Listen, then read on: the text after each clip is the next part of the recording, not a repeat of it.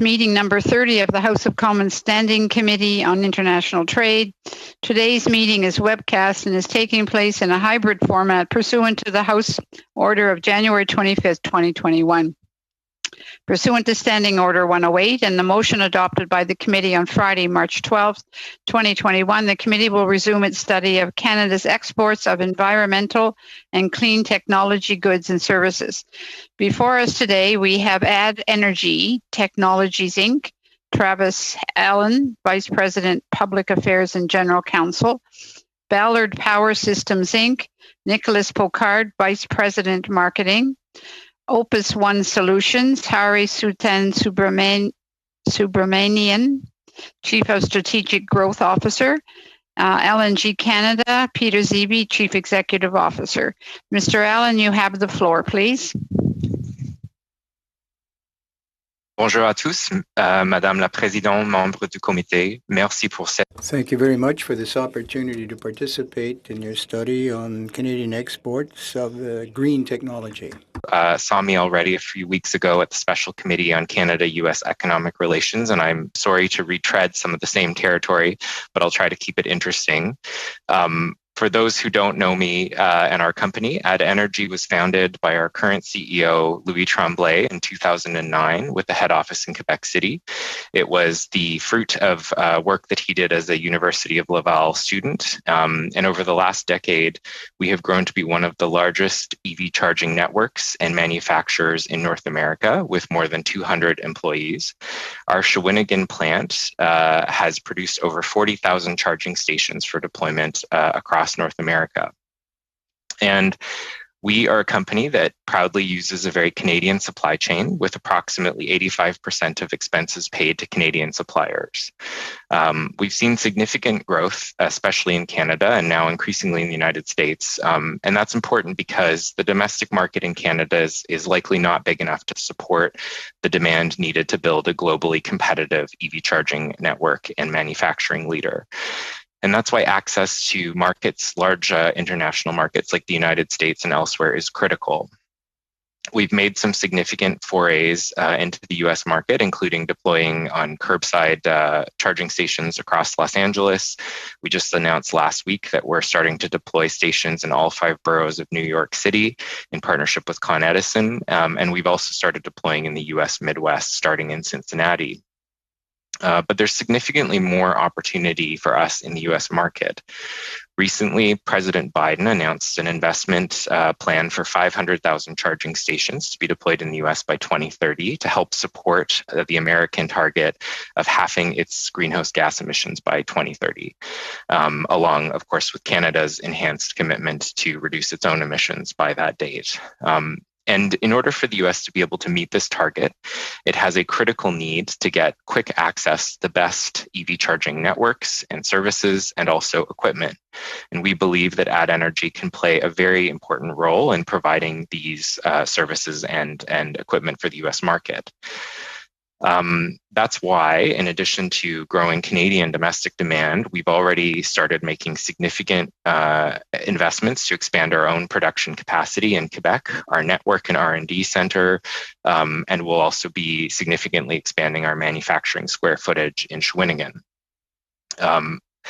We, at the same time, are looking at a US plant to help service the US market. And ideally, much like other major manufacturers across North America that make clean technology equipment, we'd like to do that by adding complementary production lines so that we can get those to maximum efficiency in both Canada and the United States. That's the dream, certainly, and that's what other major companies like automakers tend to do with their production. But what we're facing right now as a major challenge is the likely implementation of Buy America, which, unlike the access that we give to American competitors, which are freely able to participate in Canadian federal procurement, we may not get the same access, which would, of course, limit competition in the US market.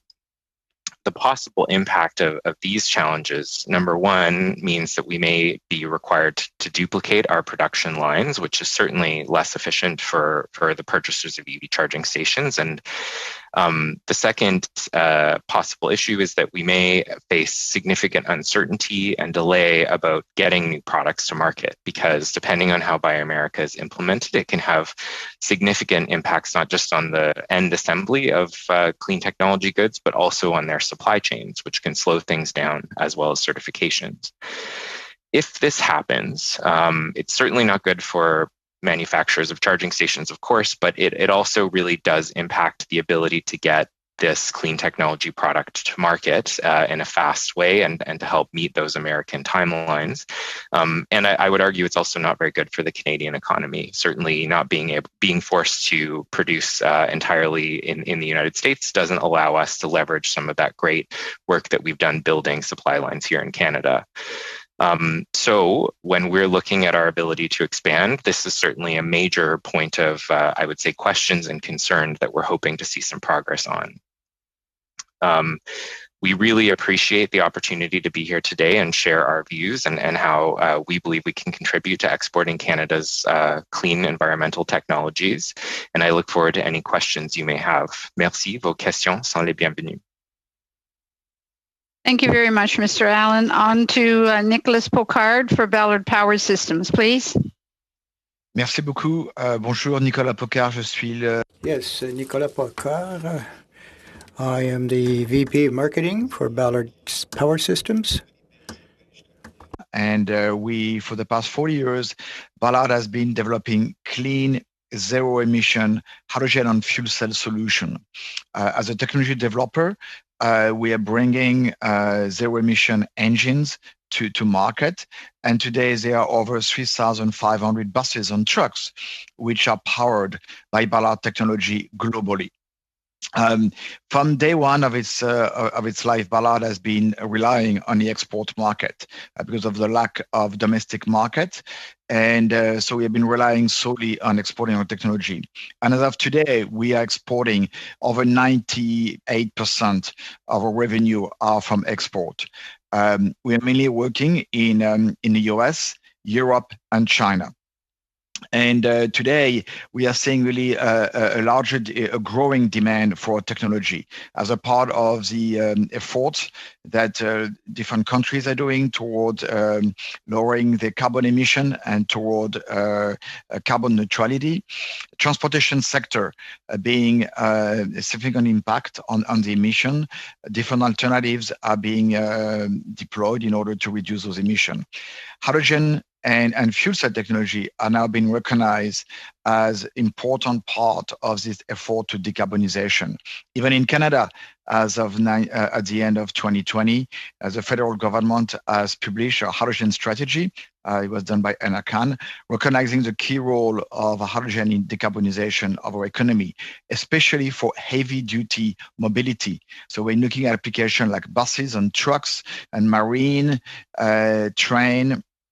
This is where hydrogen and fuel cell provide the most attractive path to decarbonization. So today at Ballard, we employ around 950 people, majority in our headquarters and production and engineering facility in Burnaby, British Columbia.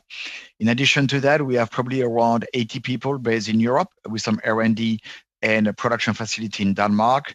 We have around 10-15 people in the US with an R&D office in Bend, Oregon. And we have around 15 people in China, in the Guangzhou office. So international growth has been absolutely paramount to the success of Ballard, and we have been investing in that development and export of our technology from the birth of a company. We have worked very closely, and would like to take an opportunity to thank the support we got from the network of trade commissioners worldwide, where we are active in Japan, Korea, China, as well as in Europe, where in France, in Austria, Germany, Denmark, and Norway. We have worked very closely with that network. And the trade commissioners have helped us to understand better the market condition, have provided support to events that Ballard has organized by also bringing customers, organizing one-to-one meetings or introductions. and inviting us to events from industry. So I think that has been a really important part of our growth. And even today, we are really good. We continue to leverage the network of a trade commissioners, and really like to thank them for the support and being very proactive and very professional and very knowledgeable, especially when it comes to new mobility and or clean mobility, I would say. But as it was highlighted by the previous speaker, we are also facing now in many different jurisdictions localization rules and regulation. US, which is one of the biggest market, the Buy America, as it was mentioned earlier, is today threatening to really challenge our cost reduction efforts. Today, as a new technology, our key focus is to drive down the cost. We need to be able to drive that kind of cost, to use a local, global supply chain, and to be able to manufacture at scale. And today, most of our core technology is made in Burnaby, and we need to scale up. We, having delocalization plants and smaller plants doesn't enable us to drive down the cost. It's an impediment to cost reduction. It's actually increasing the cost. So some requirement like Buy America is forcing us to actually increase the cost of our product, which is slowing down the adoption of the technology. We don't only see that in the US. In China, there's very stringent regulation in terms of localization, numbers of components which needs to be produced in China. Is forcing us actually to enter joint ventures and to produce our product in China for China. But also we're starting to see the same level of protection is kind of rising in Europe. In order to have access to some of the program of the development, we need to be able to show that we are producing our products and technology in different geographies. As we are, trying to lower the cost to enable a wider adoption of the technology, this comes as an impediment to this growth. So this is just providing a little bit of a perspective from Ballard. I would like to thank you, the members of the Commission. I will be very happy to answer your question. N'hésitez pas à me poser vos questions. Merci beaucoup pour votre temps aujourd'hui. Thank you very much for your time today. Thank you very much, Mr. Burkhard. On to Opus One Solutions, Mr. Subramanian, please. My apologies for mispronouncing your name, sir.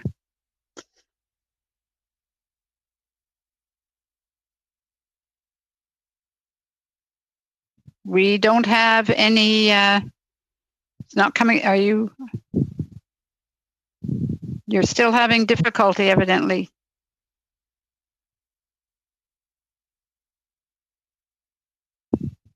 We will have an IT call Mr. Subramanian. Okay, you communicated that to him. We will go on then to LNG Canada, Peter Zibby. The floor is yours, sir. Thank you very much, Madam Chair. Members of the committee, thank you very much for inviting me to speak to you here today on the important subject on behalf of LNG Canada. We fully support this committee's efforts to examine how the export of Canadian clean technologies and products can help shape and support a low carbon future. And I'm happy to talk to you this morning about how LNG Canada fits into that strategy, both here at home, but also abroad. As you know, LNG Canada is a joint venture with 5 international partners: Shell, Petronas, PetroChina, Mitsubishi, and KOGAS from Korea. And so while we here at LNG Canada are proudly Canadian, and I myself am Canadian born, raised, and educated, we do indeed have a very global outlook. To start with, we began with a very bold vision, and that was setting the benchmark for economically, environmentally, and socially responsible LNG development in Canada, working collaboratively with First Nations, Indigenous groups, and local communities, non-governmental organizations, and local, provincial, and federal levels of government. Our liquefied natural gas and export facility is now in its 3rd year of construction in Kitimat, British Columbia, and is located on the traditional territory of the Haisla Nation. It does represent the single largest private sector investment in Canadian history, and it's already begun to benefit communities and provincial and national economies with meaningful, lasting employment and social investment. And to date, the value of our awarded contracts and procurement in British Columbia alone is worth over $3 billion. Revenues from our project will start flowing to governments as we enter into production, and we are delivering low carbon LNG to customers. This will reach tens of billions of dollars over the course of our 40-year life. And we are on track to deliver our first cargo by the middle of this decade. LNG Canada will provide a security of supply for global LNG markets that rely on Canada's natural gas reserves to advance their economies and to reduce global GHG emissions, as natural gas replaces higher emitting sources of energy, such as coal. This is important in the context of commitments that Canada has made in reducing GHGs, while helping our international partners meet their own climate change commitments. While we'll be the first major LNG company in Canada to export internationally, we're entering a highly competitive global market looking for low carbon energy. Our project is advantaged by access to low carbon natural gas right here in British Columbia. We're located in an ice-free harbor year-round, and that's at the end of the Douglas Channel in Kitimat, about 650 kilometers north of me here in Vancouver. Our shipping distance to North Asia is about 50% shorter than from the US Gulf of Mexico, and avoids the Panama Canal. So together with our EPC contractor, JGC Fluor, we've designed a project to have the lowest carbon intensity of any large-scale LNG plant anywhere else in the world, and that the GHG emissions from our Kitimat operation will be lower than any facility.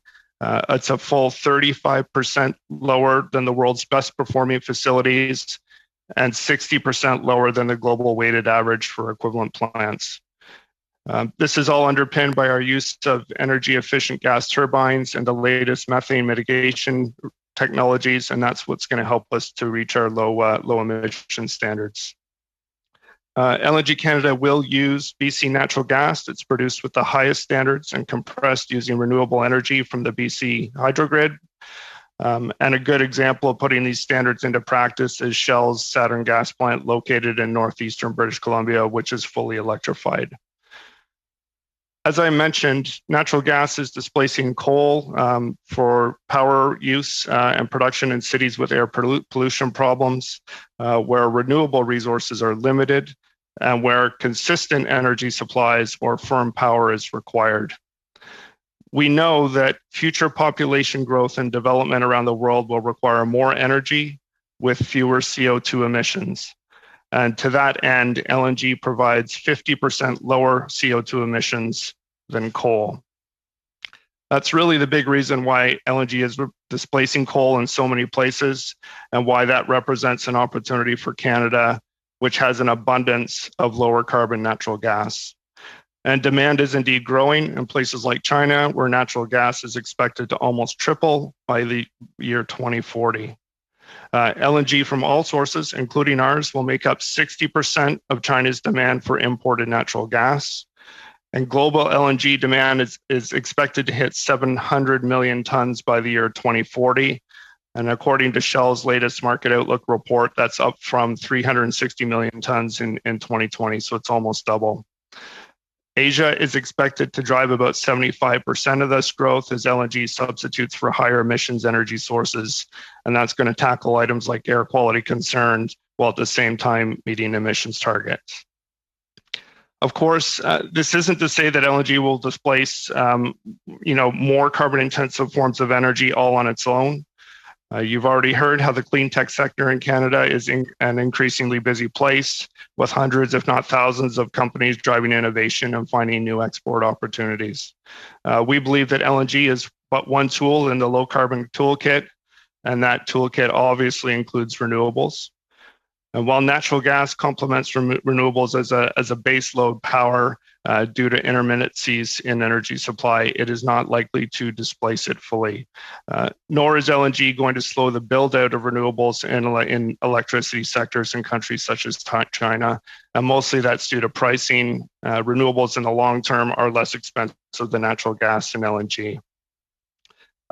As technologies continue to develop and as businesses, builders, and homeowners, that they're going to turn to energy saving efficiencies such as retrofits, energy requirements in general will change, and they may even decrease in certain scenarios. We're starting to see those changes in our resource sectors. I already mentioned Shell's fully electrified plant in Groundbirch, BC. The fact is that we are seeing innovation and advancements up and down the value chain. These are absolutely critical as our sector turns its focus to reaching carbon neutrality. In the past year, and excitingly so, we've seen net zero LNG shipments reaching ports in Asia and Europe. We're excited to be entering an environment where net zero can actually be achieved. And I think this is critical, because creating space in the LNG marketplace going forward, our project has a 40-year lifespan. And it really means for us identifying those opportunities across the value chain from the upstream, at the point of production, and indeed on the shipping routes.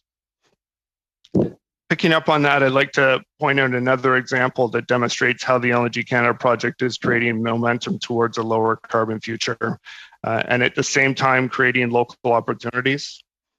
High Sea Marine is a local partnership formed between the Haisla Nation and North Vancouver-based Seaspan. And High Sea Marine has a large contract with LNG Canada to build and operate escort and harbor tugs required for our export facility in Kitimat. They are going to use battery electric power and natural gas instead of diesel fuel, and they're going to form one of the greenest tug fleets ever assembled. They're designed by Canadian Vancouver-based naval architects and marine engineers Robert Allen. These new escort and harbor tugs are expected to reduce carbon dioxide emissions by up to 10,000 tons per annum compared to their diesel-fueled alternatives, and major reductions in other oxides and particulate matter as well. So in addition to creating local long-term jobs that will benefit the Haisla and other nations on BC's northern coast, High Sea Marine really plugs into the full value chain proposition I've talked about. But lower carbon Canadian natural gas, world-leading emissions at our Canadian Kitimat export facility, advantageous export routes to international markets, and these markets are in countries that are focused on bridging to low carbon energy sources and ultimately to ultra low to zero emitting sources. Together with our partners and with support and encouragement from all levels of government, LNG Canada will play an important role in this energy transition. Thank you very much, and I'm happy to answer your questions. Thank you very much, sir. On to Mr. Have we got the Opus One solutions? Are things functioning now, Madam Clerk? I believe we do, Madam Chair. There you are. Please go ahead, sir.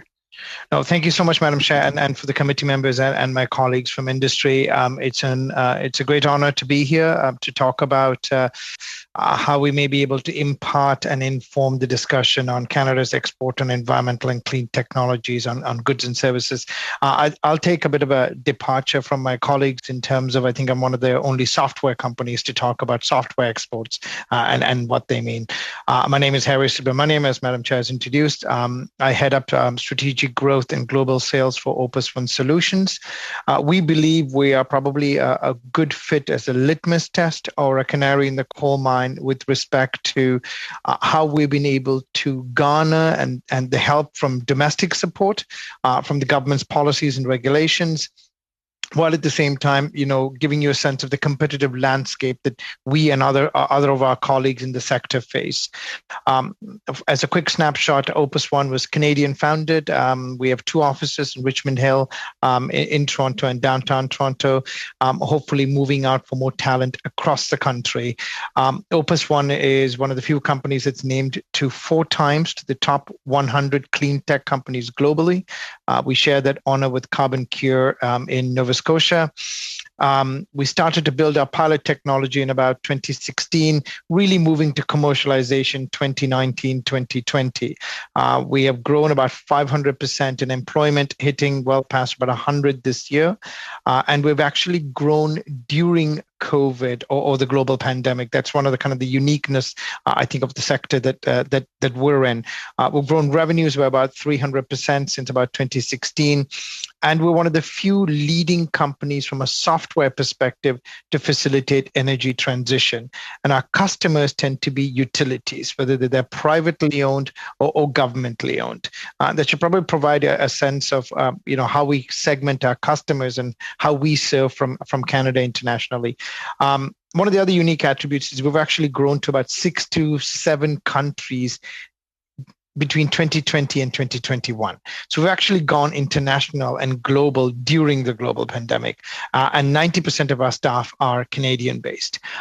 First is what I'd love to thank the committee and the governments writ large, is the policy framework and the funding associated that have kind of really helped drive Startup Nation, giving birth to companies like ours. We just happen to be in the clean tech sector.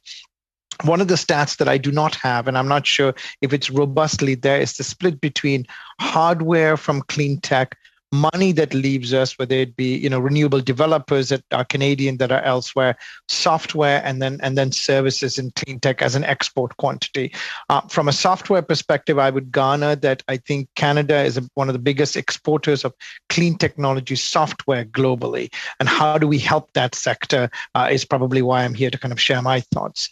I shall mainly focus on, I'll give a shout out to a Canadian company that's a little less known, pretty big here actually, called CGI out of Montreal. They're one of the largest clean technology services firm globally.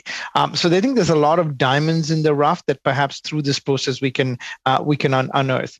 I'll get to the 2 questions I think that was posed. One is, what is going well?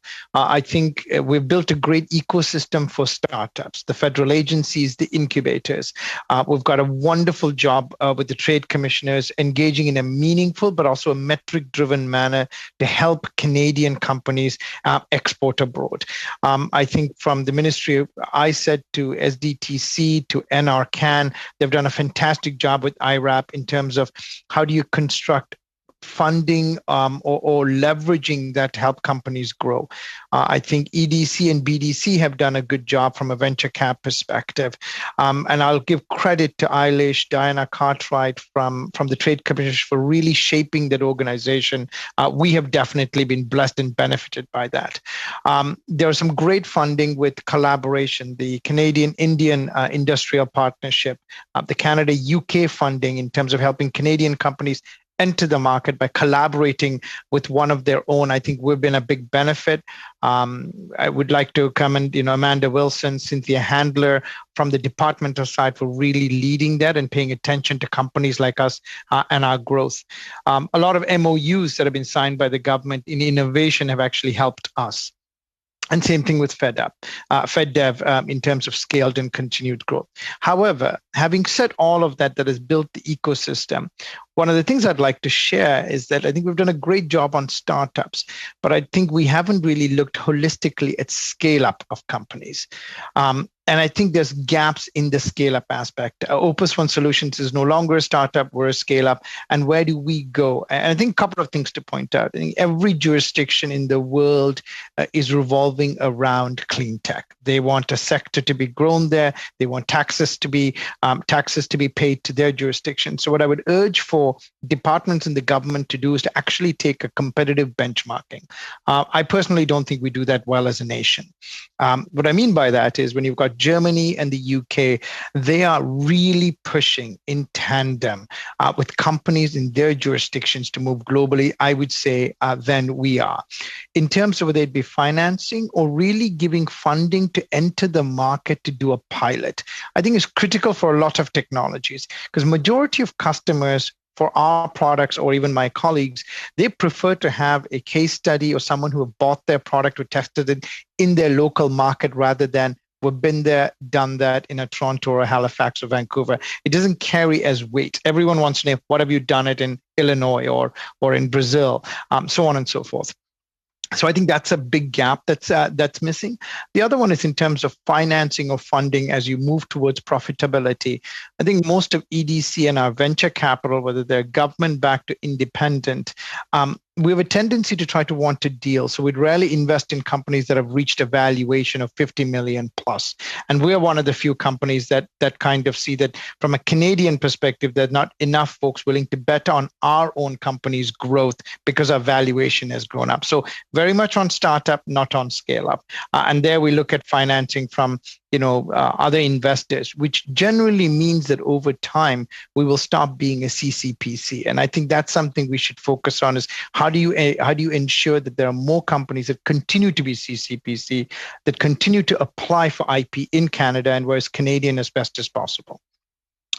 The other attribute I'd say that can be improved is MOUs, trade relationships are critical. And I think, as my colleague said, with Buy America, Buy Europe, how do we continue as a trading nation, be in those discussions and help companies? But really, it is also, I think, in most of our agreements, we have a reliance on joint research and development. I think we should be cautious in pushing that. As a private entity, I would like to do customization of research to sell my product into a market of choice. I do not want to be beholden to doing research with the third party if an agreement or funding attached to that. So I think uncoupling some of that would help us move more into markets faster. One of the other things I would also urge the committee to look at is, a goal of Paris Accord is a good one, but if we are to drive clean tech companies abroad, I would rather, as a nation, we would have objectives and goals that are audacious. An example with that would be, some of our provinces were chasing solar manufacturing or renewable manufacturing about a decade ago, 15 years after Germany had defined it. And they defined it because they had an objective or a goal well before anybody else does. And by virtue of that, entrepreneurs came to that segment. I would say UK and France, for example, have said they will not have a single combustion vehicle on their road by 2050. It's an audacious goal. What that means is that they're starting to think about what are the new industries that has to be born to serve such a market if they're serious about that goal. So I would urge Canadians and Canada to kind of have an objective that we're driving towards. I shall not talk more about Buy America. It is of concern for us, especially with cybersecurity and security as an issue as well. I think it's covered by some of my colleagues. And really what I would ask is to rethink of some of our government fundings and protocol to play more holistically in terms of enhancing our growth of export and paying taxes to Canada and employment in Canada. Thank you. Thank you very much, sir. Before I go on to our speakers, I need the committee to approve a budget in the amount of $1,750 for headsets and phone lines. Is there any objections to that? Not seeing any objections, I call on Ms. Gray, please, for 6 minutes. Great. Thank you, Madam Chair, and thank you to all the speakers for being here today. My first questions are for Mr. Zebedee, and thank you for the information that you provided to this committee about how significant LNG is not only to my home province of BC and Canada, but also the world as a tool to reduce GHG emissions.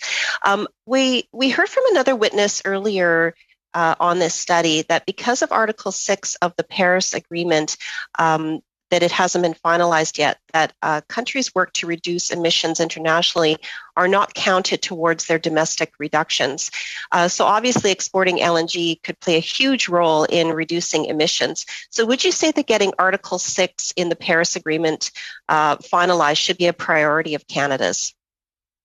No, thanks very much, Ms. Gray. I absolutely would suggest that. I think Canada's leadership to establish a credible regime that's based on not only environmental integrity, but a level playing field, and ensure that those credits are recognized and acknowledged should absolutely be a priority of this government. Great, thank you. What are some of the biggest non-tariff barriers that your sector is facing when it comes to exporting? We heard from a previous witness on this study that the uncertainty and cancellation of pipelines is a significant one. So would you agree with that? And are there other non-tariff barriers that you see? No, I would say uncertainty in regulatory regime certainly is one of them. We are also, we want to ensure that we have a competitive capital cost of construction. That's one of the barriers that this government has helped support us with in the construction of phase one. Pipelines, and as you know, Coastal GasLink is a single source gas pipeline into their Kitimat facility. Hopefully won't be a barrier for us going forward. But our biggest, I would say the biggest opportunities looking at future growth potential are capital cost of production, the certainty in the regulatory environments as it relates to GHG emissions, and then ensuring that we have a competitive position within the global portfolios of our 5 joint venture partners. Great, thank you.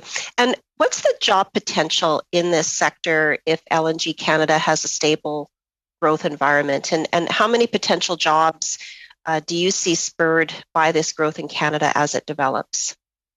Well, I can give you an example of where we're at now.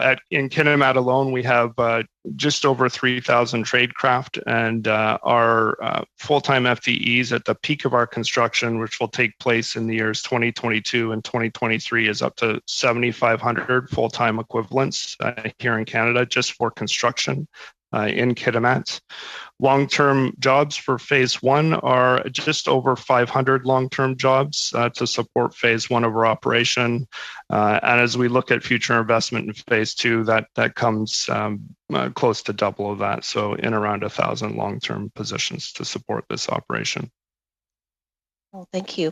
What are the other large LNG producing countries, and would you say that Canadian LNG is in a position to be extracted and exported in a more environmentally and I believe you also use the word socially responsible way as well, and how does that work on a global scale in your view?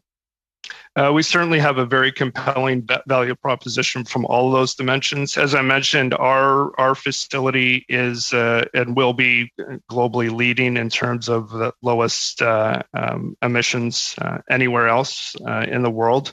30+% better than the next best, indeed. So by a long margin, 60% better than the global average. I think that's going to prove to be a competitive advantage in a world that's clearly changing its, societal expectations, and there will be value to that. Our, big global competitors in the LNG business are Qatar, who's recently announced a massive expansion to their operations. Australia is another large producing LNG nation. Thank you. And one last question here. Peter Finlay at the University of Oxford's Institute for Energy Studies stated that it's strange that Canada, quote, is frustrating, if not undermining its own LNG products, unquote. And in your view, what changes need to be made at the federal level to ensure increased exports of LNG? I'll go back to the first question you asked me, Ms. Gray, which was around Paris Article 6. We need to create a level playing field and a regulatory regime that recognizes the value of carbon offsets and trading. Couple that with offset type solutions like nature-based solutions so that we have a robust and level playing field to compete in international markets. A short question, Ms. Gray. Thank you very much.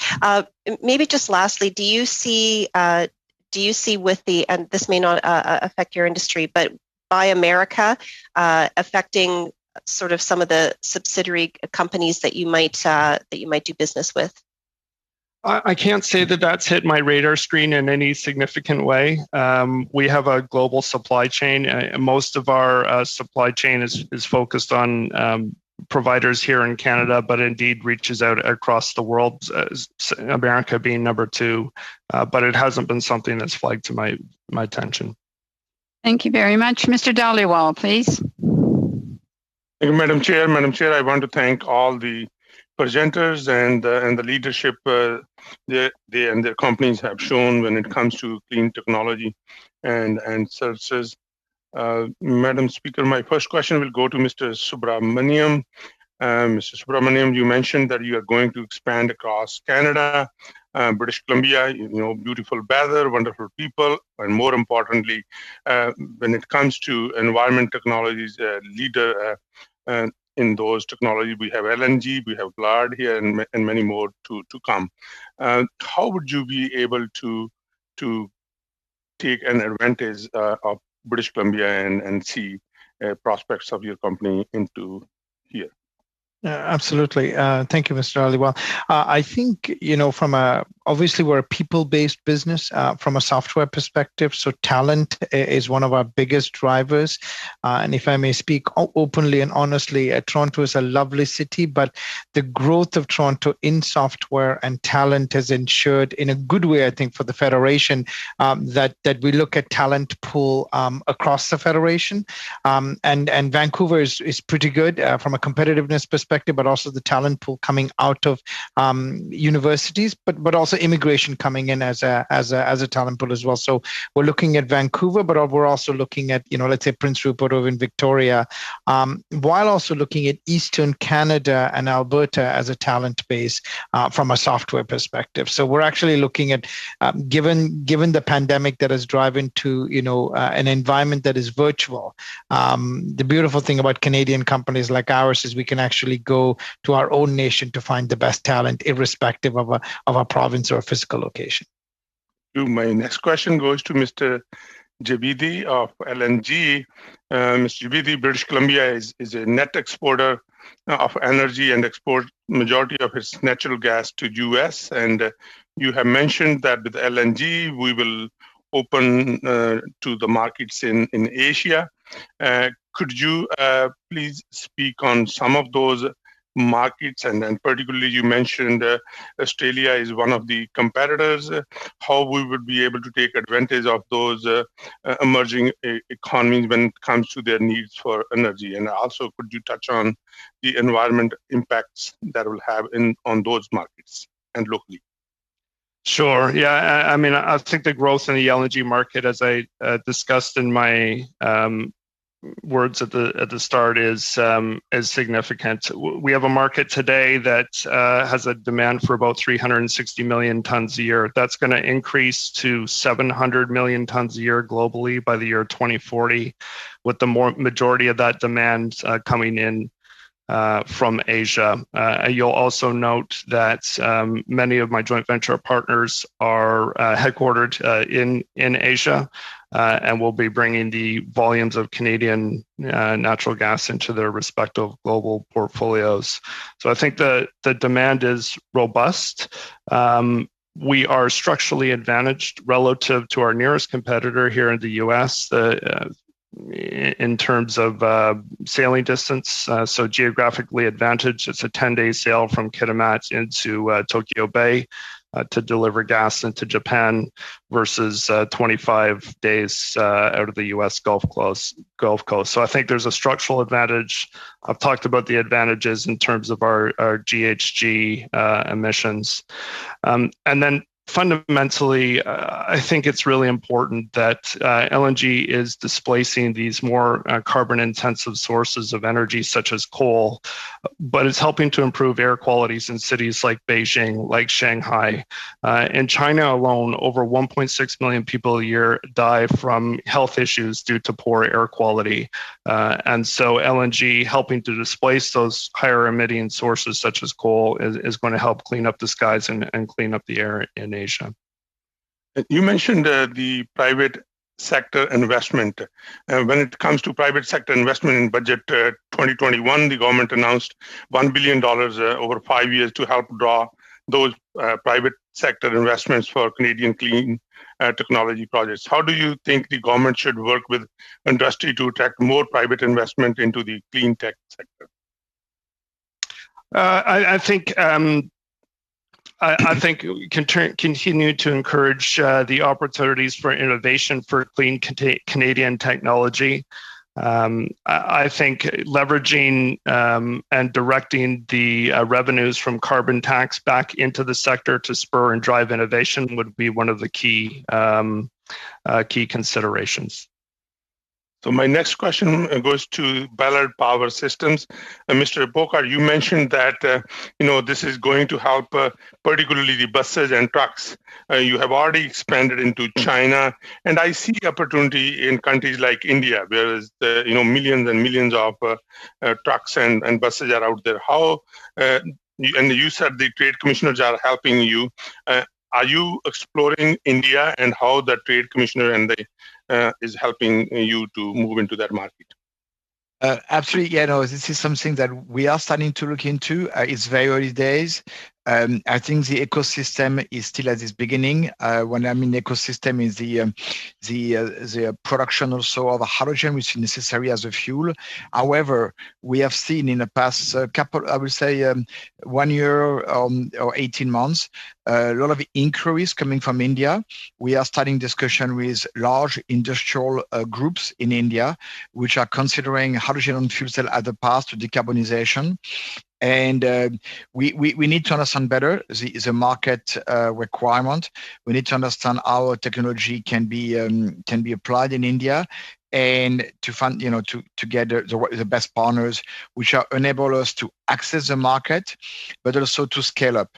I think it's very important if you want to serve the Indian market, you need to find a local industrial partner which will help us to really bring our technology to market. And for that, we'll probably be using the network of the trade commissioner to help us to maybe vet and provide us some guideline about some of the companies which are approaching us, but also maybe to find local resources, because at some stage we'll have to invest in having our own Ballard people to be able to assess opportunities and engage our partners. And this is pretty where so the service of trade commissioners can help us. Thank you very much, Mr. Picard. On to Mr. Savard Tremblay, please.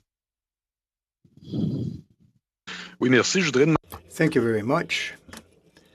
I'd like to pose my question to the Add Energy representation. I'd like to thank all the witnesses for their presentations. As for Add Energy, and of course it's a pretty wide question, so I don't mind if other people come back. 3 years ago, I said Canada set as an objective to make clean technology sectors one of the 5 export targets, if you will, for Canadian economy. So we're in the middle of that study right now. Time is flying by. Do you think that there's about 3.5 years left, perhaps, in this 5-year plan? So 3.5 years of the initial target. Do you think that this ambitious target is attainable? Do you think that we will actually hit that target by 2025? And if I don't mind who answers, but I was starting with Add Energy. Take a first crack. It is a really big challenge to compete in these spaces, because there is so much focus in Europe and Asia and the United States to be leaders in clean technology. There's a growing consensus that this is where the market is moving. And so countries are really putting their best innovation, their best funding programs together, and doing everything that they can to try to support growth in this sector.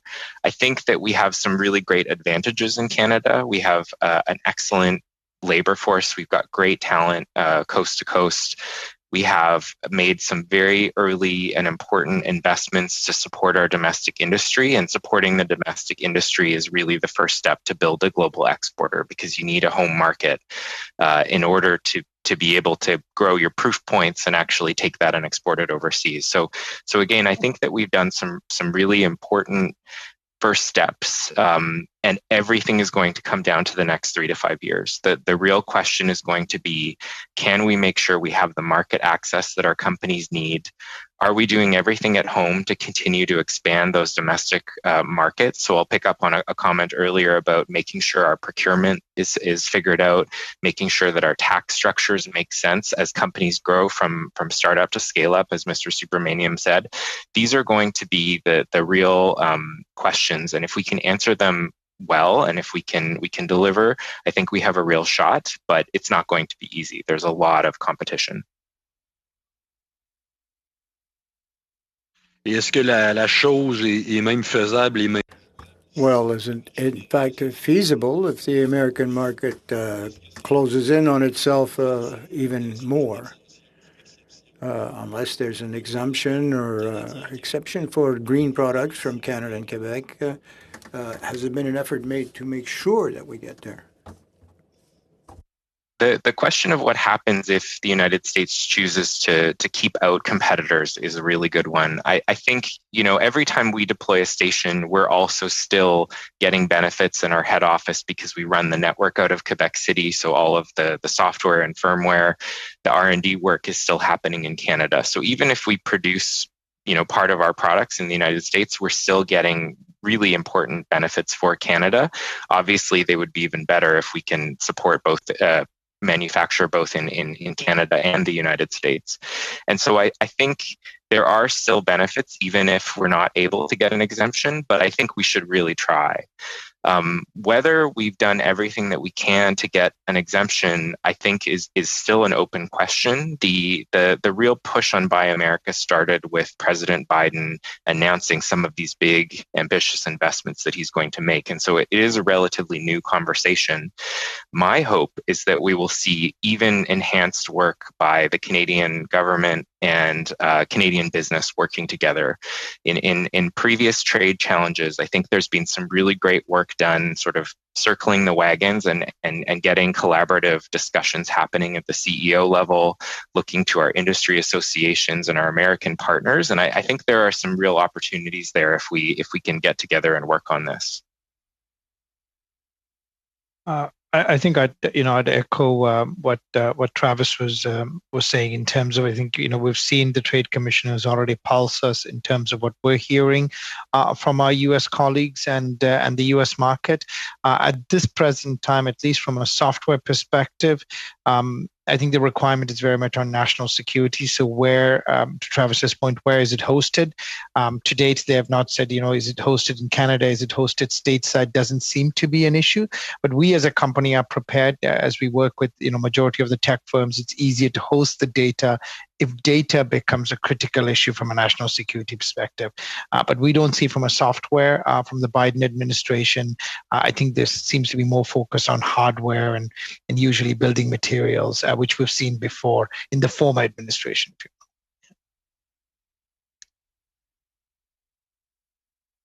Parfait, merci. Dites-moi si nous avions... Thank you very much. Perhaps let's resume this in a very broad fashion. We have very little time to accomplish the task. And in terms of competition, we know that the Americans are also involved in the sector, particularly in California.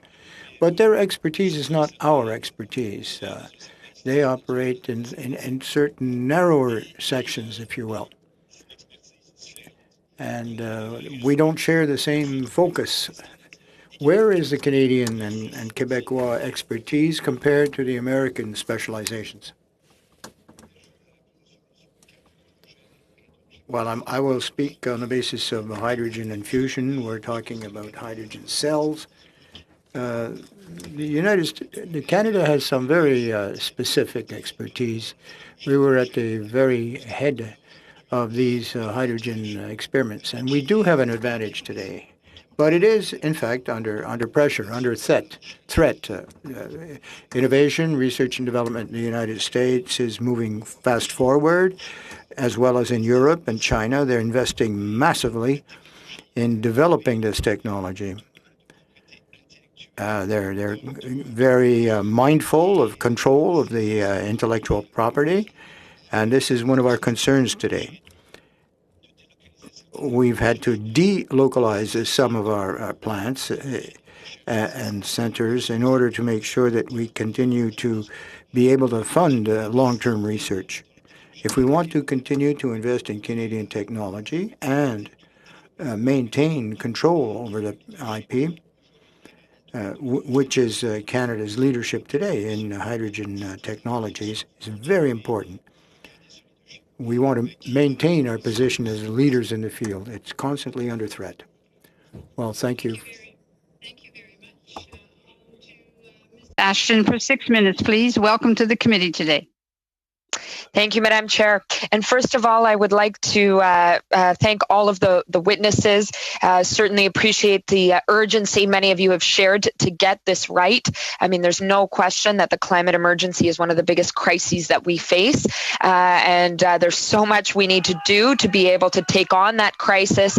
And in large part, the use of clean technology. And clearly we've heard the many ways, not just today, but every day, the way in which Canada is frankly not just not part of the solution, in so many ways, but also part of the problem. And so my first question, I did want to go to LNG Canada. Certainly, there's no question that in order to be able to deal with the climate crisis, we also have to be certain that our approach is rooted in respecting Indigenous rights, respecting Indigenous communities, and many of us were appalled to see the attack on Wet'suwet'en lands and women last year in the face of your proposed development. Considering that in order to deal with the climate crisis, we need to respect Indigenous communities, what do you have to say about what took place just a few months ago? Oh, thank you very much, Ms. Ashton. I want to say that we want to acknowledge that we actually have the support of elected and hereditary leadership spanning 20 First Nations along the entirety of the pipeline route, and that of many of the other communities and individuals who've been engaged in the project since its inception. We look forward to building a project that has significant benefits for Indigenous communities, for British Columbians, for all the Canadians. We also, of course, respect people's right to conduct peaceful protests. We think we have a strong argument for LNG as a lower carbon fuel, and that's going to help countries, not only Canada, transition away from coal-based energy. And we want to encourage people to learn about LNG and its role in the energy transition. We see a great deal of support for our project, and that the more that people understand about LNG, the more support that we get. And we recognize we're not going to be able to change everyone's mind here. That's okay. People have the right to disagree. But I think it's telling that every level of government with whom we interface has suggested and continues to support the project. This includes First Nations and includes government formed by different political parties because they indeed see all of the benefits that this project brings. Well, there's no question that government has a critical role to play when it comes to respecting the constitutional rights of Indigenous peoples, and I would say that many of us are deeply concerned about the way in which Wet'suwet'en voices were not respected, and we are Parliament is currently dealing with the UN Declaration on the Rights of Indigenous Peoples, a framework for, frankly, for reconciliation, and part of that is free, prior, and informed consent. And so, for us, it's very critical that be followed. What I would go on to say is that I do want to ask some of our other witnesses as well about. What it is that Canada needs to get right now. Mr. Subramaniam, your presentation touched on the role of innovation in making sure we reach climate targets that will realistically slow global warming. You have worked on smart grid systems, on electrifying transport. What do you think the government can do to prioritize clean exports, and where are there barriers? What can we be doing to make Canada a climate champion on the international stage? Thank you, Madam. I would say a couple of things. One is a bit more holistic look from inside the government as we engage with companies. So again, focusing on more scale up. So can the hand of government come in broadly on helping our companies who are starting up, scale up to move internationally? One thing I would, re-echo is I think my colleagues would share is the ability to look at funding and financing as a way to help companies enter a market.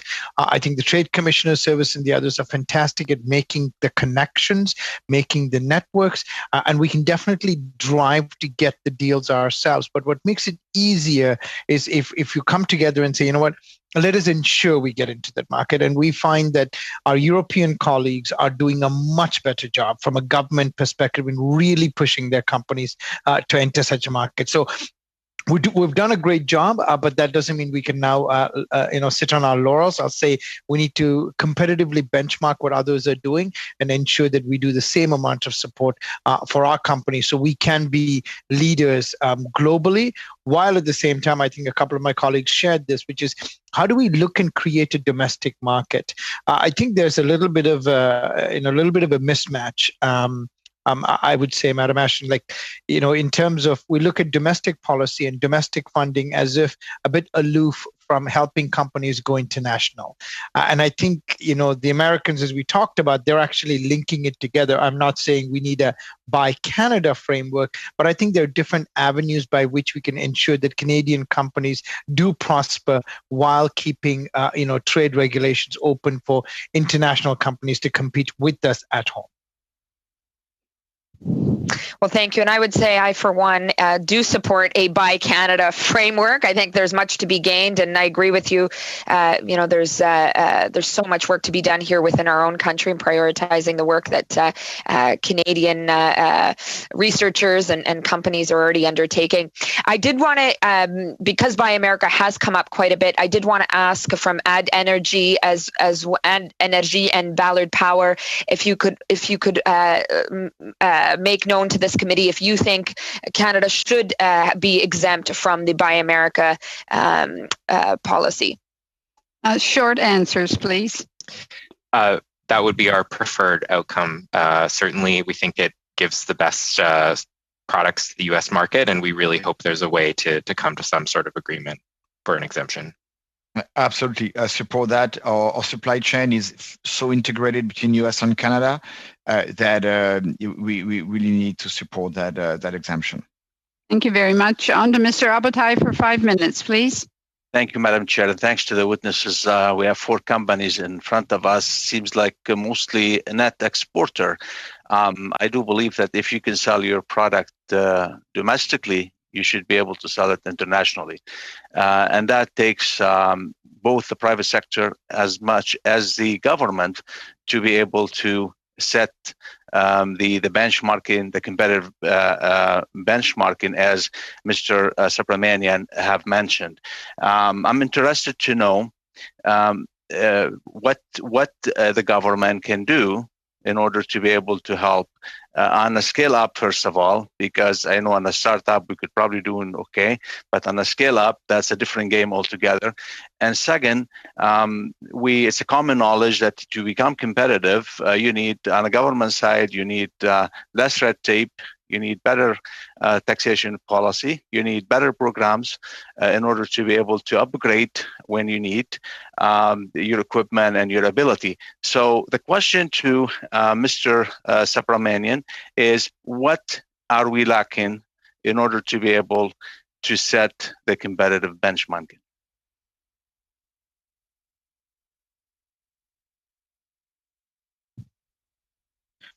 I would say, I think first would be a competitive benchmark from government policy to policy. I know it's ever evolving, but especially if we look at post-COVID, apart from stimulus, what are each of the countries doing to help their companies in this sector grow? I think that's one benchmark. I think the second benchmark is around financing. I know there's a rebirth of the Canada Commercial Corporation, which looks at how to get our companies very close to governments who are spending. I think that should be benchmark in terms of federal government instruments, whether it be through the own banks like EDC, BDC, leveraged companies. How do we benchmark that against other competitors, export development bank kind of competitors?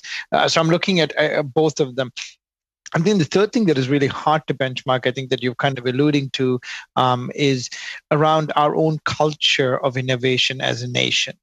I think, we are, if I may say so, we're a nation of cruise control. We do like what we have, and why disturb it when things are going so well? Unfortunately, I think with the global energy transition, some of us have been in the sector for a couple of decades, waiting for what we have seen happen today. And I'll be honest, it's actually moving at much faster pace than I thought.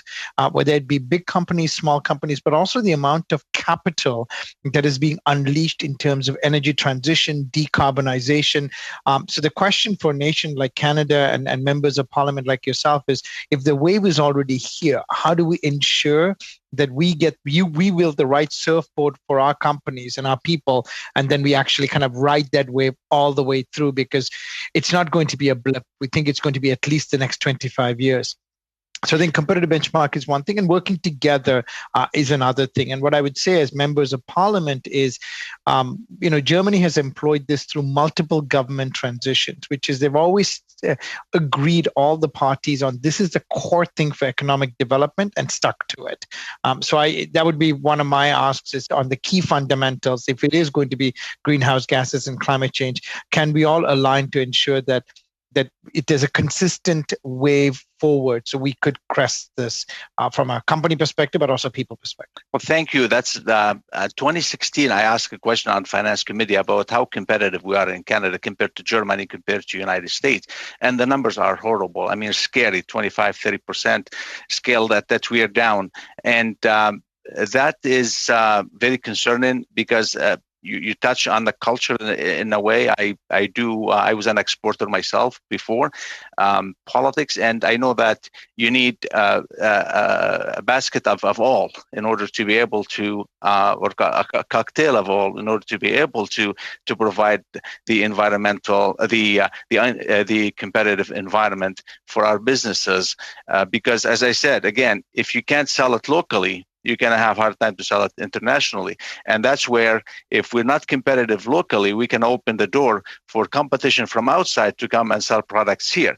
And in the area of the green revolution, everything going toward that, I'm concerned, and I'd like to hear from you one more time what the government role is going to be in order to be able to enhance that.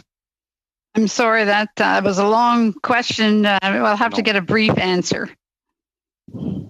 I would say a strategic plan that looks at a time frame of 2 to 3 years. If our internal goal is to create jobs, which are the sectors, and then literally asking the sector in terms of what does it need to succeed, and ensuring we do it.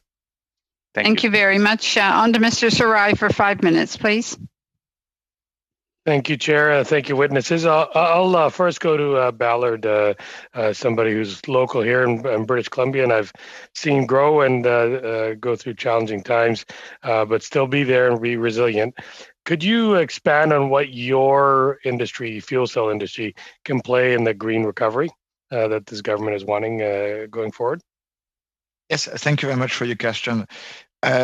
Well, we have objective to be carbon neutral by 2050, and if you look at what are the key contributors to our emission today, the transportation sector, for example, represent close to 25% of the emission here in Canada, and in some countries even higher.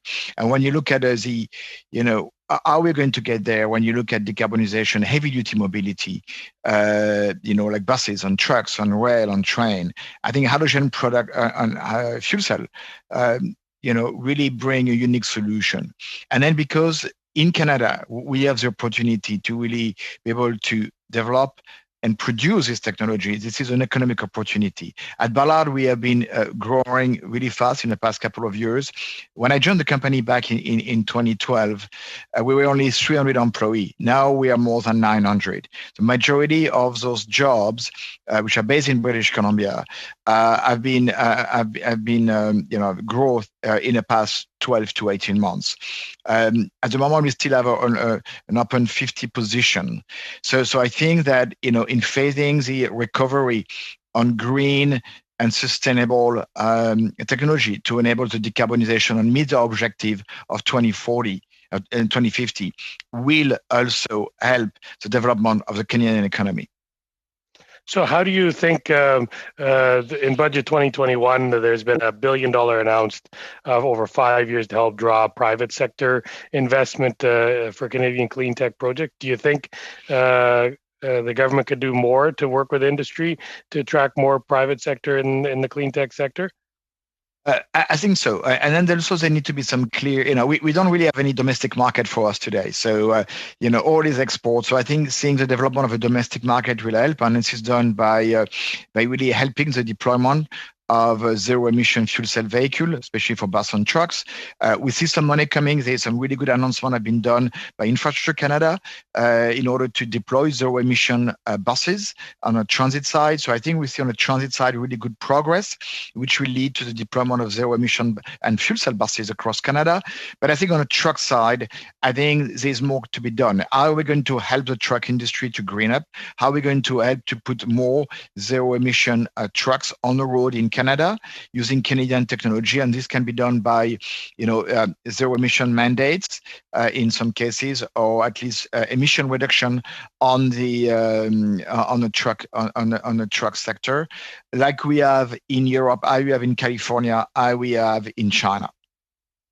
Do you think the new reduction in corporate taxes that are proposed for clean tech sectors will help foster or grow these industries, particularly in the truck industry? Something actually pretty important to me and my constituents, being Surrey a big logistical hub. How can the government help spawn or spur more growth in this clean tech sector for heavy equipment like trucks? Yeah, absolutely. Any incentive which will force the users, the fleet operators, the big distribution centers, for them to switch to cleaner truck, I think is very important. They have some example in California. There's example in other parts of the world where incentive as well as a measure also of some regulation will help that transition. And really, incentivize large fleet operator to look at alternative to diesel trucks. Thank you, Mr. I'm trying to see on the screen here, Subramanian. Can you tell us? You've said EDC and BDC has helped foster growth in clean tech, and scaling up is a big challenge. Can you give us some suggestions? And how has EDC and BDC helped, and how can they help further to scale up Canadian businesses in the clean tech sector? A brief answer, sir. Yes, I think twofold. One would be, I think there's extra financing available, but I think ultimately they are a bank. And I think moving forward, what would be a great discourse is flexibility that BDC and EDC should offer that other traditional commercial banks wouldn't do. I think that's one way. Second is venture capital. They both are still looking at a small startup style seed funding. I think there's a little bit of a hesitation in terms of betting on, let's say, Canadian companies that are X percentages and above. So I think they should be bold. They should bet on our companies that's going to hit 100 million. Thank you very much. On to Mr. Savard Tremblay for 2.5 minutes, please. Thank you again, Chair. A little while ago, we were closing on the expertise of Canadians compared to that of the American counterparts. I would have liked more time. If you'd like to explain a little bit more what the Americans are stronger at, and what is their market niche, if you will. And look at Quebec as well. We also have a niche, a market niche, and it's quite different from the rest of Canada. Thank you. Just to confirm, was that for me? Si vous souhaitez répondre, vous pouvez y aller. Oui. Go right ahead. The question's an open one to all. I'll start as a Quebec business. So we have incredibly strong clean energy, which we're already exporting to the United States. It's a huge strategic advantage. Very, very strong metals and minerals, which are critical to the battery supply chain, but they're also really important for any manufactured equipment, such as charging stations. We have clean production of things like aluminum and other metals and minerals, which is really helpful if you're looking at full life cycle greenhouse gas emissions. very strong talent, both homegrown and also new Canadians who bring their own expertise. That having that open market and a place where people love to come to work is really helpful. We have a software R&D team in Montreal, for example. And then I would say some provinces, notably Quebec and BC, have done a really good job of starting to green their own fleets and look at procurement as a way of supporting homegrown business. And that we honestly can't do enough of that. It's so helpful. So maybe I'll stop there in case others have answers.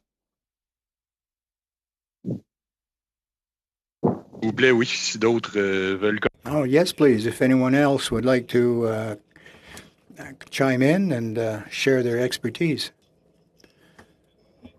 As for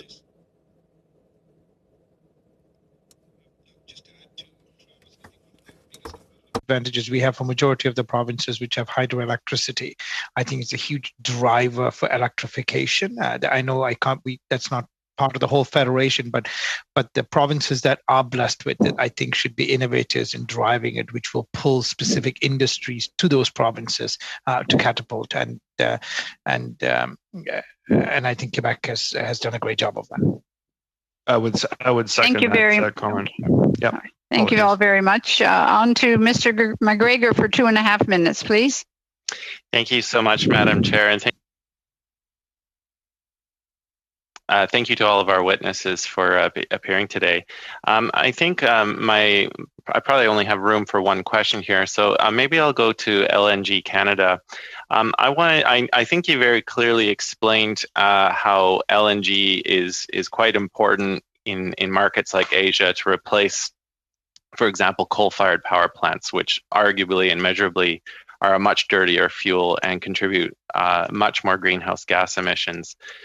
What I wanted to know, though, when Canada is out on the market trying to promote its LNG facilities, its LNG resources, are there ever any concerns from importers about methane leakage from our well sites? And is there ever any concern about, is Canada doing enough to address this problem?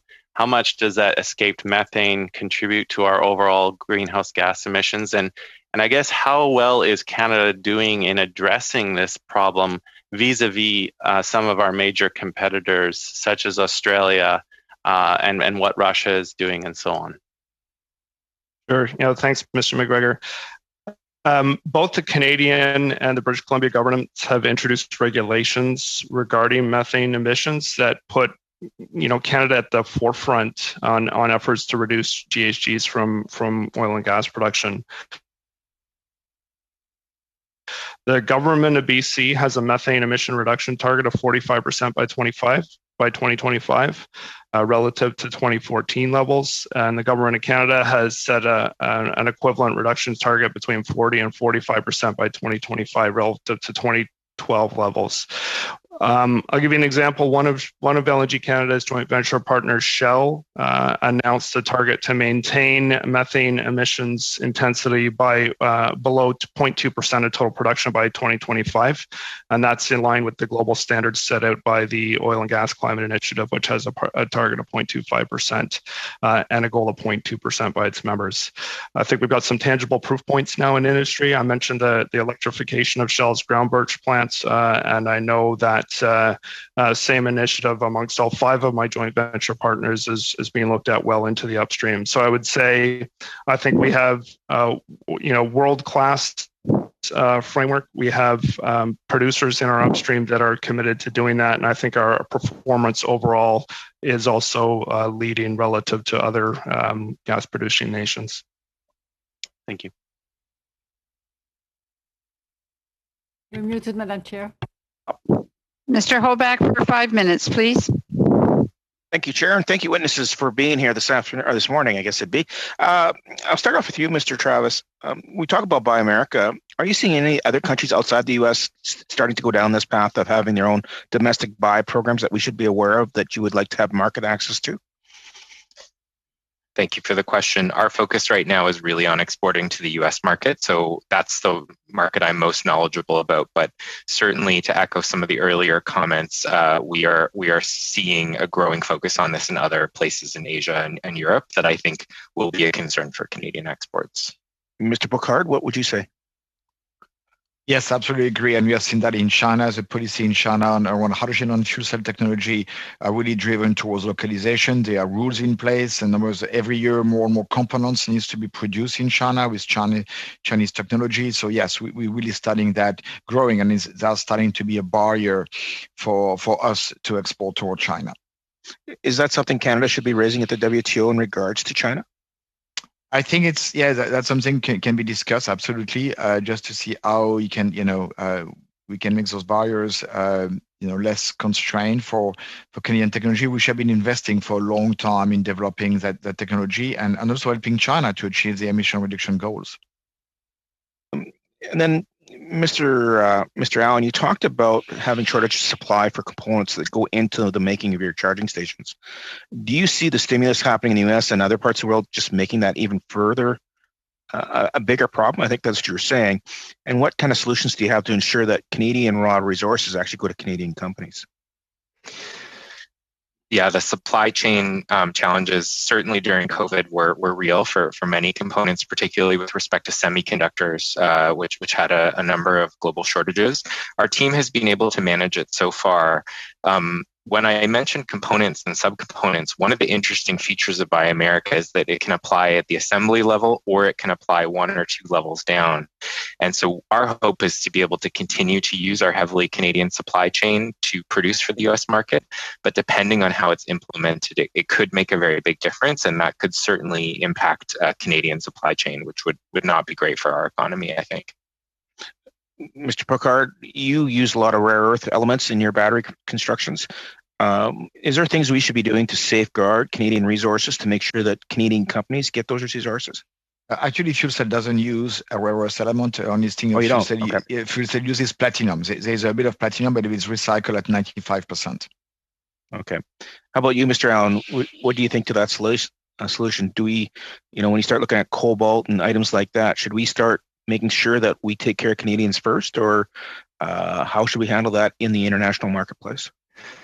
One of the things I think we have such a huge opportunity on in Canada is actually building up our domestic mining sector for some of these major resources. And I think if we can do that and really execute on a metals and minerals strategy, not only will we have more production that Canadian companies can use, but also that we can export internationally. I really think building our productive capacity is #1 priority there to ensure we have good safeguards and we're not totally dependent on imports for those metals and minerals. Okay. When we look at the export market and we look outside, I want to get off Buy America because I know that we've studied that in the special committee, but I know we're trying to make sure that we have Canadian companies exporting outside of Canada with new environmentally friendly products. Where do you see the biggest market opportunities, and where do you see the opportunities lie for Canadian companies that maybe haven't been tapped by other regions? I know it was touched upon how Germany had moved forward on solar technology 15 years ago. What are the new markets that we should actually be trying to find a Canadian home for? And I'll open it up to all panelists because I'm sure you all have different perspectives based on the sectors that you work in. Maybe I'll start off. I think it's a great question. I'd say from the space that we look at in Vantage Point, I think data, analytics, AI, which I know a lot of folks talk about, but the interplay into pretty much seamlessly in all sectors. I think whether you're in forestry, in mining, it becomes very much a robotics data play moving down. So I think the proliferation of those segments, I think it's a great one for Canada to continue to keep a field advantage on. I think that's one. The second one I'd say is in terms of export markets, honestly, I think the globe in its entirety. I would say that one of the things I should have probably said is that, I think the government or we as a nation seem to have, 5 or 6 preferred countries that we think we should. I actually think that should be kind of uncoupled.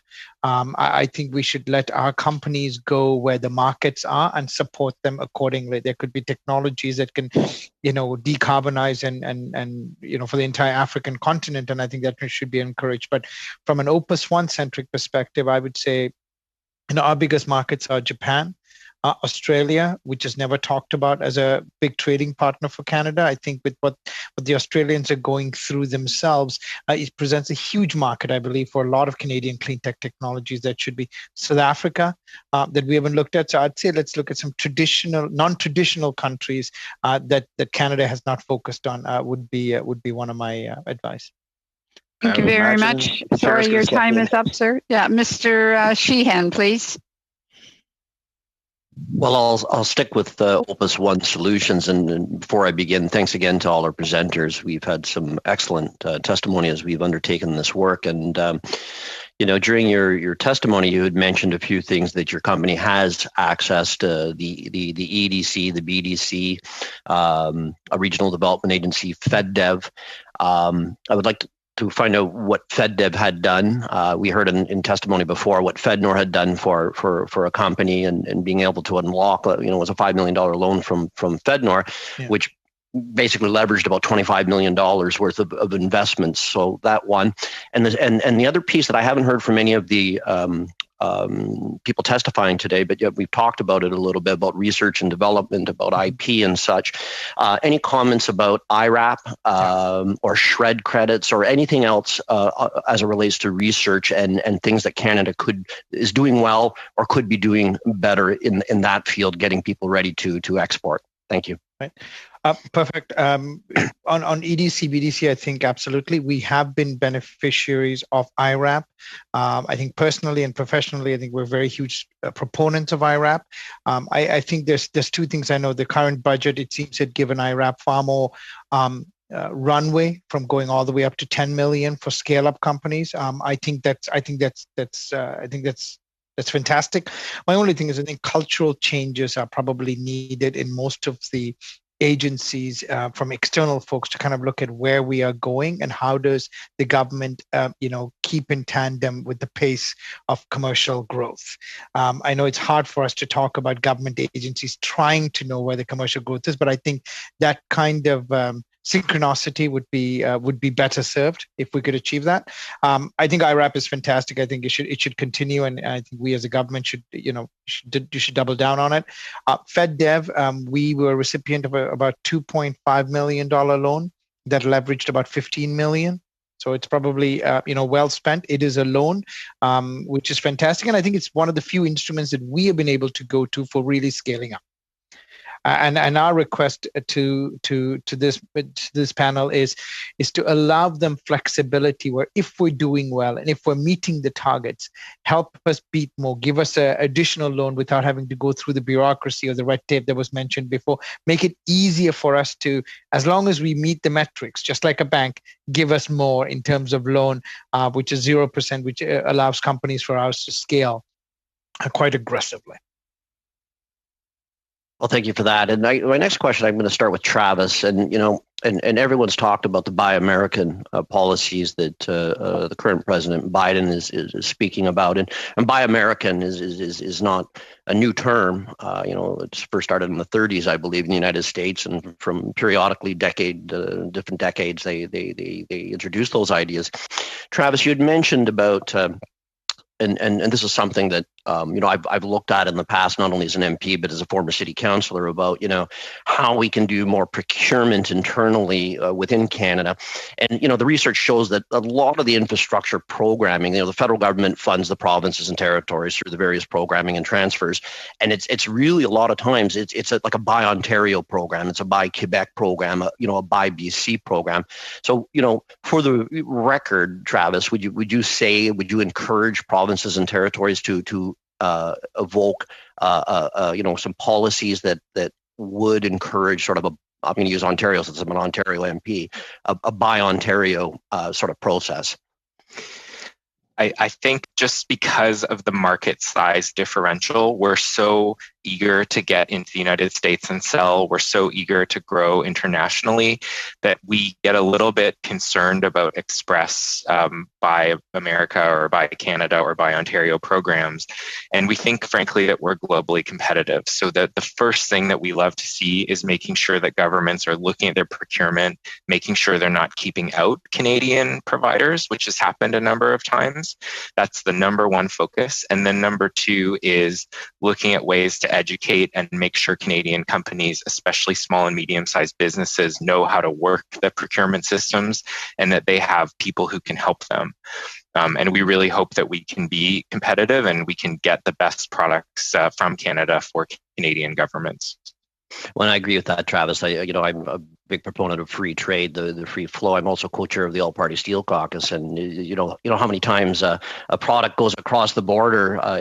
Whatever it's manufacturing, let's say windmills. I mean, iron ore could be coming from the States to a steel mill in Canada to make those windmills back and forth. So I agree 100%, and I just wanted to get your thoughts on that. And keeping on that sort of procurement. Sorry, Mr. Sheehan, your time is up. I'm not sure if anybody can give you a quick answer. Or a quick comment. I don't see that happening, so I'm going to go on to Mr. Lobb, please. Thanks very much, Madam Chair. The first question is to Mr. Allen, and this is probably, you may not know the answer to this, and it's a little bit of an aside question, but you see on social media and you see different places where you see these charging stations that are hooked up to a diesel generator or a natural gas generator.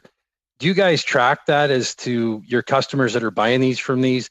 What percentage of people are actually hooking into the grid, and what percentage of sales are hooking into a diesel generator? I was through on the highway the other day and a Canadian Tire, and they had some, I think they were Teslas set up, and it looked to me like they had little diesel generators or gas generators on there. What do you think? What do you know about that?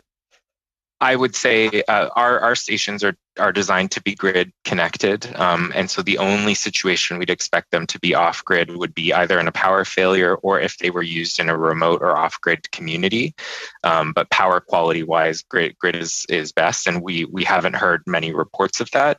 The one thing that you might have seen if it wasn't a generator is sometimes the fast charging stations have a big separate piece of infrastructure that actually helps ensure the right voltage and amperage is coming. So it could also have been that, or it might have been a temporary situation with the generator.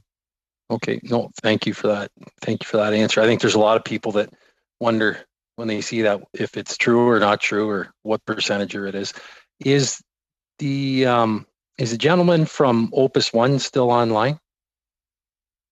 Okay, hi there. Question, another unrelated question is I hear from many different people in my constituency, and again, you see this online. They say if we meet the EV standards for vehicles by 2040 or 2050 or whenever, the grid would never handle the demand on electricity. Is that a farce, or is that true, or what's the situation we're in on that? I think great question. I would say absolutely. The grid is built. One of the funny things about the electricity sector is, and that's why it's ripe for innovation, it hasn't really changed much in the last 100 years. So the poles and wires that you see going into buildings and going above your homes, they all have to go through some sort of upgrade, especially if electrons and electricity is moving back and forth. So there will be upgrades and there will be costs associated with it. The question, and I think this may fall outside the purview of the federal government when working with the provinces, is how do we ensure that cost effectively grid is upgraded for the electrification revolution or even the hydrogen revolution that's coming. Ultimately, they all need electricity to make hydrogen and so on and so forth. So I think that there does need to be an upgrade on that. And I think our company, for example, is one that has technologies that can ensure that the cost is mitigated enough where the residents doesn't have to bear the cost of a grid upgrade because we're going electrical. Okay, one other question. I think you kind of touched on a couple parts about the growing pains of a new software company or a new technology company. And it's in regards to the protection of intellectual property as you expand outside the domestic borders. I think for about 12 or 13 years, I've been talking about this. I used to work for software companies. So what were your experiences? What do you think the government can do to further support growing companies that want to export and face, IP lawsuits in the Eastern District of Texas and things like this?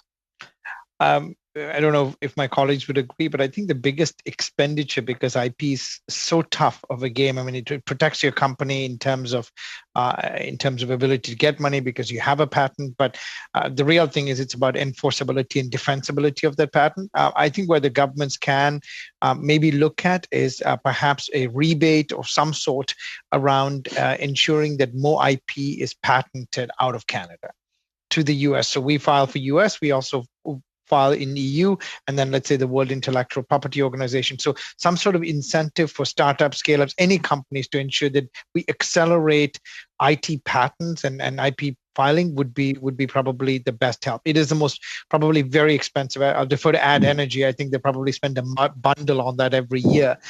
So I think that looking at that would be one I'd say. I've always felt. Thank you very much, Mr. Lobby. You have 20 seconds. Okay, thank you. Okay. For the information of the committee, the bells are ringing. A vote has been called. It's a 30-minute bell of debate.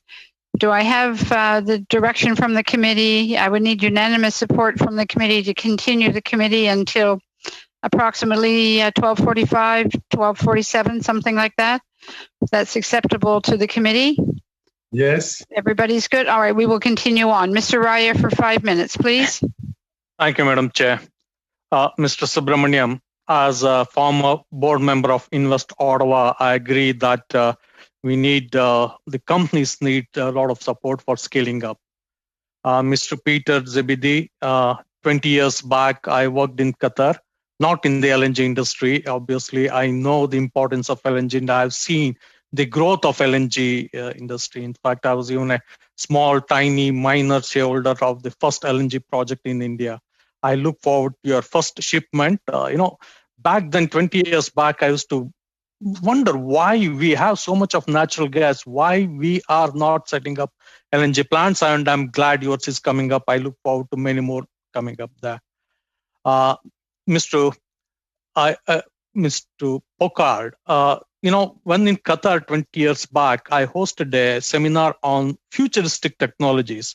The two technologies I chose then was one nanotechnology in materials, and the second was hydrogen fuel cells.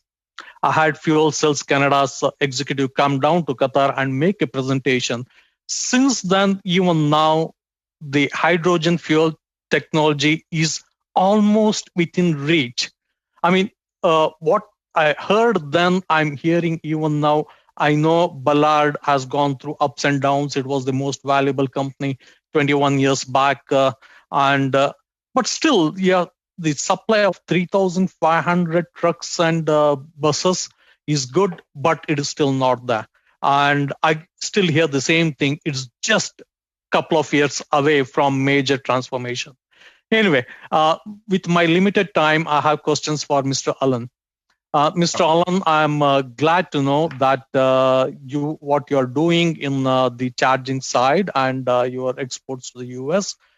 As you might know that our government has invested funds in the recent budget to develop and implement the codes and standards for the retail zero-emission vehicles, charging and fuel station.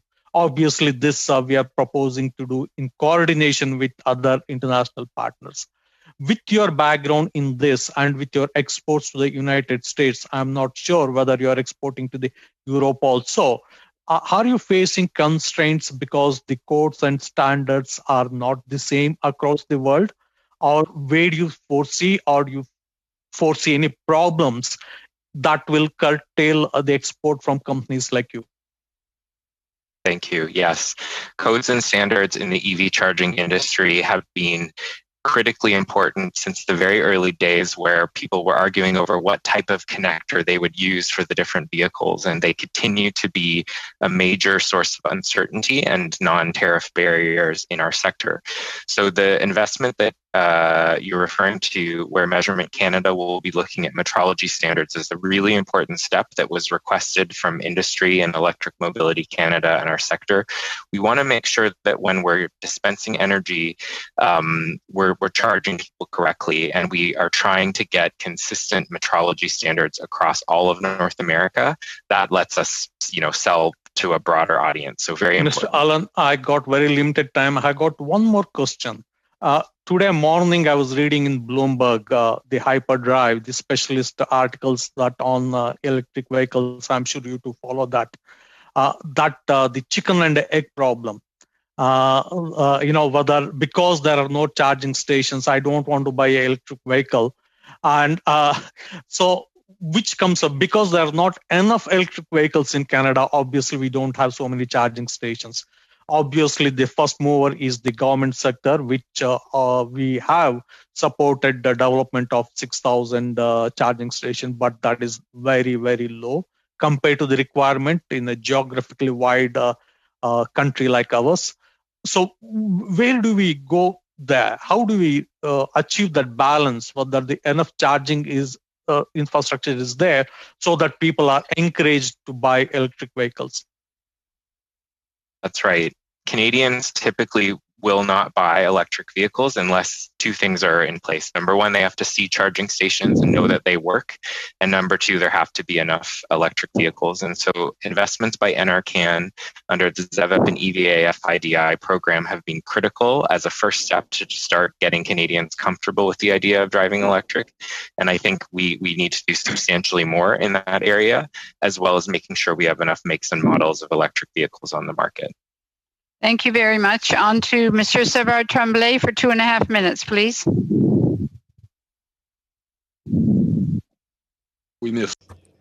Thank you.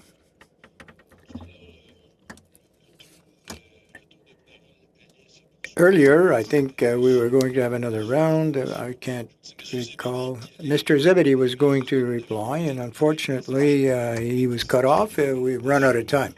So I'd like to ask him again about our categories of expertise and how we stand vis-a-vis the Americans. I think for my business in particular, we really need to focus on our structural advantages. And certainly with our main export market out of the West Coast for gas being Asia, the geographic advantage is there and it's structural.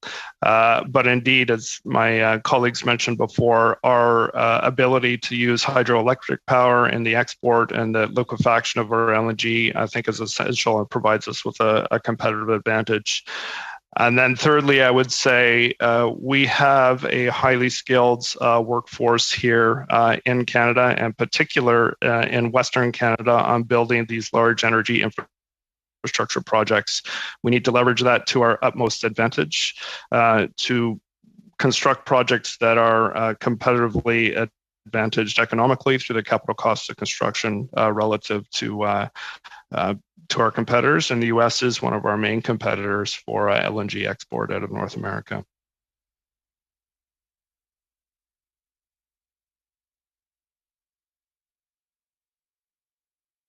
Je vous remercie. Thank you very much. Madam Chair, what have I got left for time? 45 seconds. Okay. I'd like to speak again to the gentleman from Add Energy. We recognize Quebec's reputation in international trade for our products. How about our expertise? Is that as recognized, or should we have more work to do there?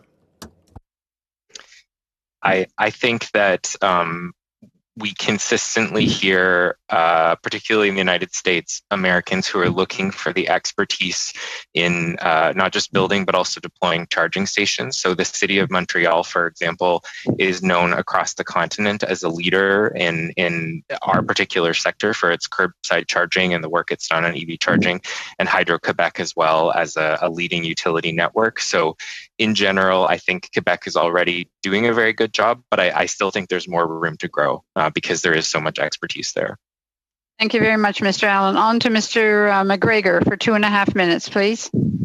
Thank you, Madam Chair. I'll go with Mr. Subramaniam. Earlier, you had an exchange with my colleague, Miss Ashton, and I wrote down one line. You were talking about how we needed to ensure that we get into markets, and so you listed off some countries like Australia, South Africa, sort of non-traditional areas that we need to get into. The other committee that I'm a permanent member of is the Agriculture Committee, and we've often had discussions with our agricultural exporters about what's needed to get past non-tariff trade barriers. And often what's come up has been suggestions that we need to staff up our Canadian embassies and consulates with officials from CFIA who could understand the local market, the culture, and try to find ways to get more Canadian agricultural exports into those markets, those emerging markets.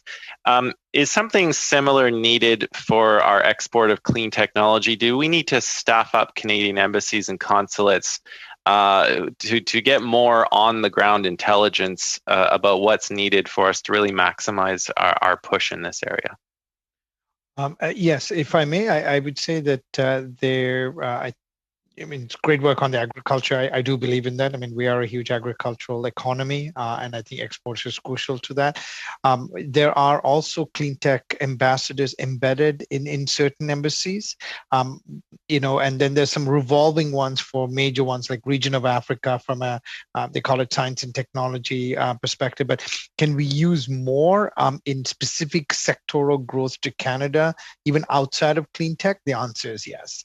And I would say the model that we should as a nation be looking for is the US commercial service, where the Commerce Department has embedded folks for specific sectors in State Department run embassies that do their job amicably well. So I think that's a great model. I'm sorry, Mr. McGregor. Okay. You're down to like 15 seconds.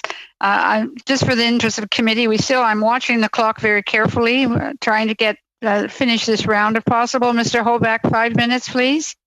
Well, thank you, Chair, and thank you, witnesses. I'm going to continue down the same line I was on before in regards to what opportunities are sitting there in the international marketplace and what niches should Canadians be carving out in those opportunities. So, Mr. Subramaniam, sorry, I butchered your last name. You've already talked about this, but I wonder if the other witnesses, if you'd like to talk about this a little bit. Mr. Ziburi, I'll start with you. Maybe he's not on. Okay, Mr. Allen, let's go with you. What other opportunities do you see in the marketplace? Well, I think anything to do with energy, using energy more efficiently, because we have such a strong energy sector. I think energy efficiency is another area. And then I think, frankly, some of Canada's traditional legacy sectors like mining and all the work that goes around mining and mineral resources, those are going to be essential to building up the battery supply chain. And then we have some really exciting emerging manufacturers of zero-emission vehicles, not in Winnipeg, but also in Quebec and Ontario. So I think those are areas where we stand to really get some great growth. Mr. Picard? I totally agree with that. I think we're starting to see, where traditionally the, conventional internal combustion engine are not produced in Canada, only parts of them. But I think with zero emission mobility, we have the opportunity now to see that value chain being redeveloped in Canada, and where we have vehicles, complete vehicle, zero emission vehicle being made in Canada. So I think this is one very important area of growth and a path for Canada to regain some position in the value chain. Thank you. That's excellent. Mr. Zeeby, LNG, you have supported the British Columbia NDP government. Is that not correct? That is correct. In fact, they're very actively supporting you. Is that fair to say? Yes. So can you explain to me the difference between provincial NDP and federal NDP? Because Ms. Ashton was almost hostile towards you. Well, I don't know if I want to get into any comments between respective political parties. I think we've got a good story. We've got the opening up of what will be the first LNG industry in Canada. It's a good story for Canadians at all levels, both for political parties, but also for everyday Canadians and workers. And we've got a good product that we're going to export that will make the world better. So back to Article 6. Okay. So back to Article 6. If we don't see that, how does it impact your future? Now, maybe not this project, but further projects down the road.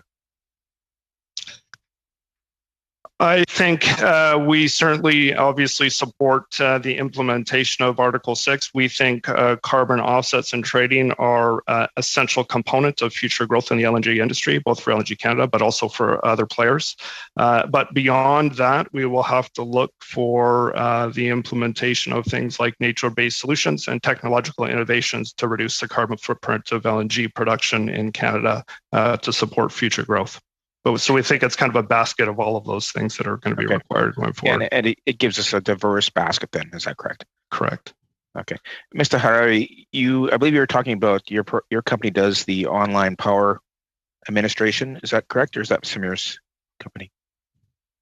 We do parts of that, yes. I'm just kind of curious with small, medium reactors coming into play, how that fits into the expansion of the network that's required so that we don't see diesel generators at charging stations, so we don't see a diesel generator being towed behind a trailer or an electric car. Where do you see that coming forward? And then how do we take condos that are built in the 60s and 70s and modify them to actually take on electric vehicles at this point in time?